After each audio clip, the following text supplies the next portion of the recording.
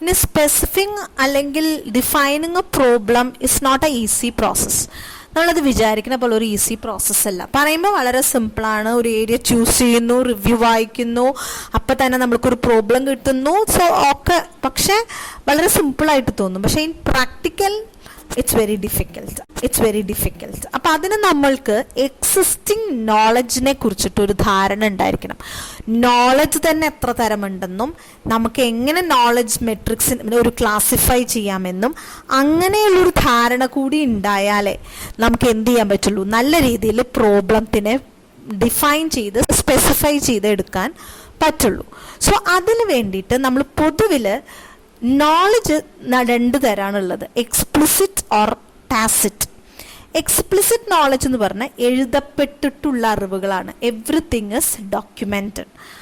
ഇനി അൺഡോക്യുമെന്റഡ് ആയിട്ട് ഉള്ള നോളജാണ് പലരുടെയും എക്സ്പീരിയൻസ്. ഇപ്പോൾ 10-20 കൊല്ലം എന്താ പറയുക, ഒരു മാനേജറായിട്ട് വർക്ക് ചെയ്ത് ഒരു പേഴ്സൺ, ആ ഒരു പേഴ്സൺ ഒരു എക്സ്പീരിയൻസ് ഉണ്ടാവൂല്ലേ, ആ ഒരു പേഴ്സണിൻ്റെ എക്സ്പീരിയൻസ് അതെവിടെ അയാൾ എഴുതി വെച്ചിട്ടില്ല. പക്ഷെ പല കാര്യങ്ങളും അനുഭവത്തിൽ നിന്ന് അയാൾ പല കാര്യങ്ങളും പഠിച്ചിട്ടുണ്ടാവും.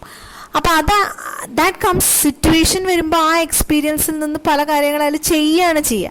അല്ലാതെ ഇറ്റ്സ് നെവർ ദാറ്റ് അതെവിടെയെങ്കിലും എഴുതുക എന്നുള്ളത്. അപ്പോൾ അത് പ്രാക്ടിക്കൽ അല്ലെങ്കിൽ ടാസിറ്റ് നോളജ് ആണ്. ഇനി നോളജ് ക്രിയേറ്റ് ചെയ്യപ്പെടുന്നത് when people interact with people, when people interact with the data information, when people interact with system, when people interact with environment in which they operate. അങ്ങനെയാണ് പൊതുവിൽ knowledge create ചെയ്യുന്നത്. ആൾക്കാർ തമ്മിൽ interact ചെയ്യുമ്പോൾ, ആൾക്കാർ ഡേറ്റയും ഇൻഫർമേഷനായിട്ട് interact ചെയ്യുമ്പോൾ, ഒരു സംവിധാനത്തോട് ആൾക്കാർ ഇൻട്രാക്ട് ചെയ്യുമ്പോൾ, അവർ വർക്ക് ചെയ്യുന്ന ഒരു ചുറ്റുപാടിനോട് ആൾക്കാർ ഇൻട്രാക്ട് ചെയ്യുമ്പോഴൊക്കെയാണ് നോളജ് ക്രിയേറ്റ് ചെയ്യുക. അപ്പം ഇതിനെ കുറിച്ചിട്ട് ഒരു റിസർച്ചർക്ക് ഒരു ധാരണ വേണം. What is knowledge, what are the types of knowledge and how knowledge is.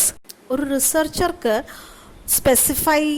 Specifically അല്ലെങ്കിൽ ഒരു പ്രോബ്ലത്തിനെ ഡിഫൈൻ ചെയ്യാൻ അല്ലെങ്കിൽ സ്പെസിഫൈ ചെയ്യാൻ ഹെൽപ്പ് ചെയ്യുന്നതാണ് ഒരു നോളജ് ക്ലാസിഫിക്കേഷൻ മെട്രിക്സ്.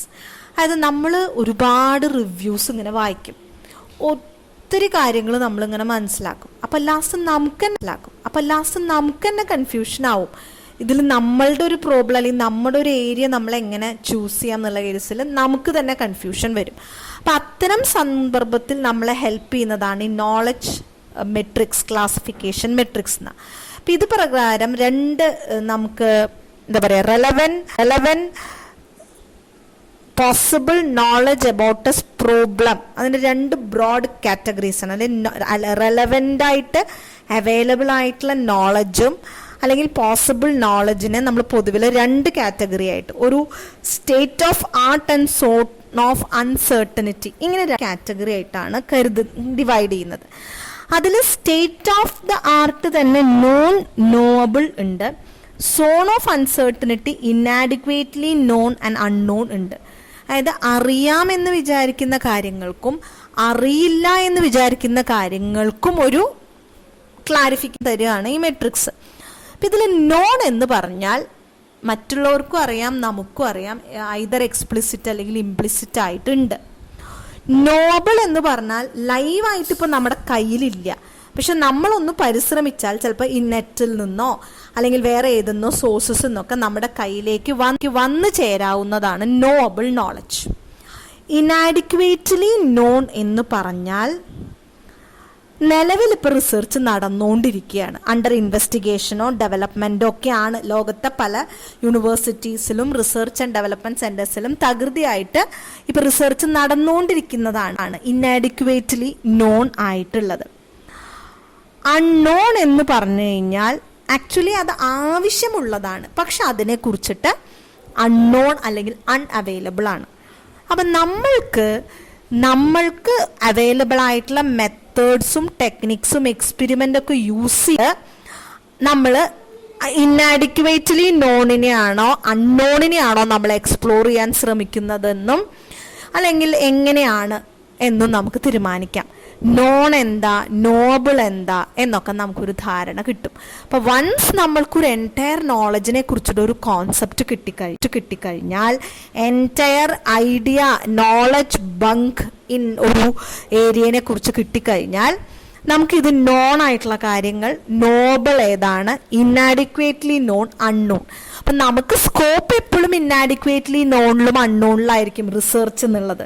അപ്പം നമുക്ക് whether the available methods or techniques or experiment can make unknown things known, അല്ലെങ്കിൽ inadequately known things more adequate എന്ന് നമുക്ക് മനസ്സിലാക്കാനായിട്ട് പറ്റും. സോ ഇതാണ് നോളജ് ക്ലാസിഫിക്കേഷൻ മെട്രിക്സ്. സ്പെസിഫിക് ആയിട്ട് പ്രോബ്ലം ഡിഫൈൻ ചെയ്യാൻ, സ്പെസിഫൈ ചെയ്യാനൊക്കെ ഹെൽപ്പ് ചെയ്യാൻ, ഒരു ഐഡിയ മൈൻഡ് സെറ്റ് ഡെവലപ്പ് ചെയ്യാൻ ഒരു റിസർച്ചറിനെ help. So next process of problem ഡെഫിനിഷനാണ്. അപ്പോൾ പ്രോബ്ലം ഡിഫൈൻ ചെയ്യുന്നത് ഒരു സ്റ്റെപ്പ് ബൈ സ്റ്റെപ്പ് പ്രോസസ്സായിട്ട്, ഇതൊക്കെ പ്രോബ്ലം ഡെഫിനിഷനിലാണ് കേട്ടോ വരുന്നത്. സോ നമ്മൾ റിസർച്ചിലെ തേർഡ് സ്റ്റെപ്പായിട്ടുള്ള ഫോർമുലേഷൻ ഓഫ് റിസർച്ച് ക്വസ്റ്റ്യൻ അല്ലെങ്കിൽ ഡിഫൈനിങ് ദ പ്രോബ്ലത്തിലാണ് നമ്മൾ ഈ പറഞ്ഞ കാര്യങ്ങളൊക്കെ വരുന്നത്. So how you are going to define a problem, അത് തന്നെ it's a step by step പ്രോസസ്സാണ്.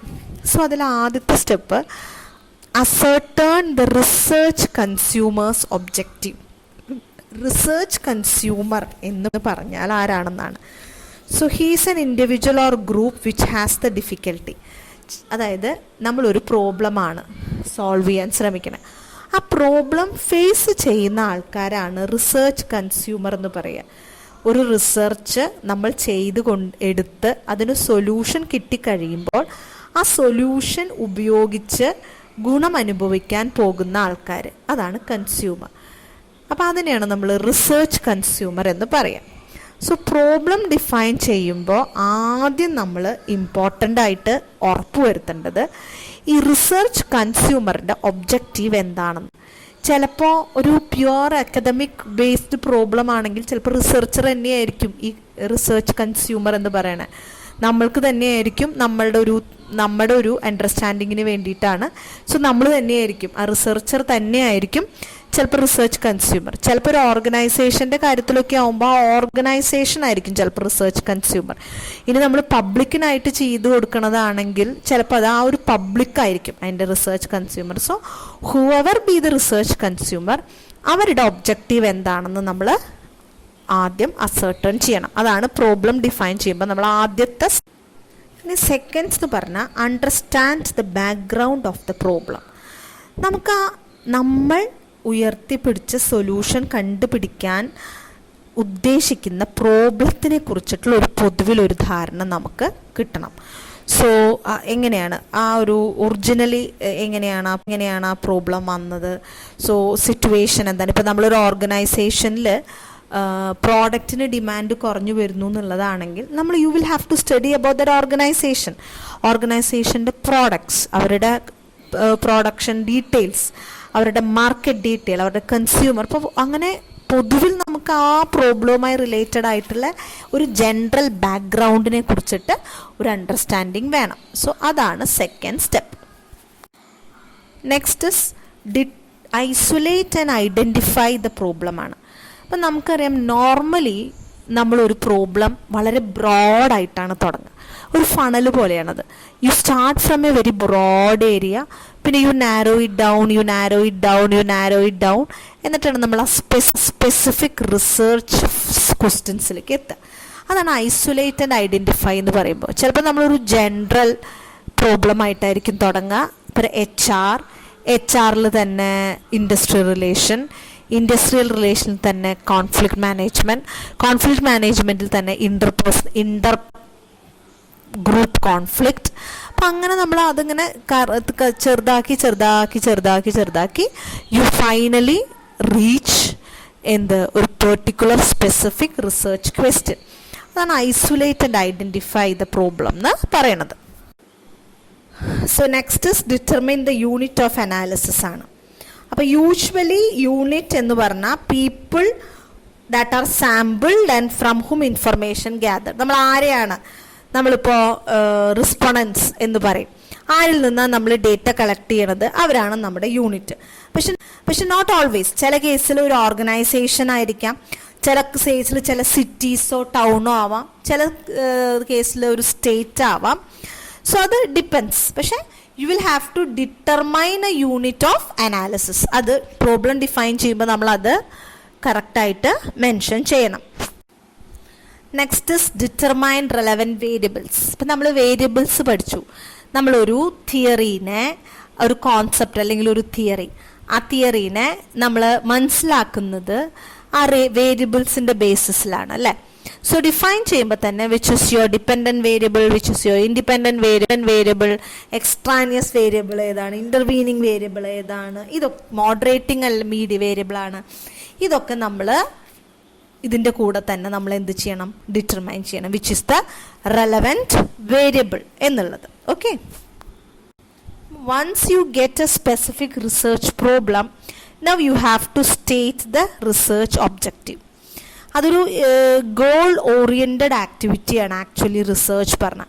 It's not conducted just for the sake of getting a PhD, അല്ലെങ്കിൽ നമുക്കൊരു PhD ഒരു എന്താ പറയുക കിട്ടാൻ വേണ്ടി നമ്മൾ നടത്തുന്ന ഒരു സാധനമല്ല.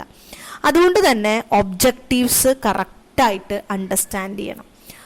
നമ്മൾ പ്രോബ്ലംസ് ഡിഫൈൻ ചെയ്തു, you specified your problem is well defined. അതിൻ്റെ ബേസിസിലാണ് ഫൈനലി നമ്മൾ എന്ത് ചെയ്യുന്നത്, റിസർച്ച് ഒബ്ജക്റ്റ്. അപ്പോൾ ആക്ച്വലി പ്രോബ്ലം ഫോർമുലേഷൻ അവസാനിക്കുമ്പോൾ നമുക്ക് റിസർച്ച് ഒബ്ജക്റ്റീവ്സ് സെറ്റായിട്ടുണ്ടാവും.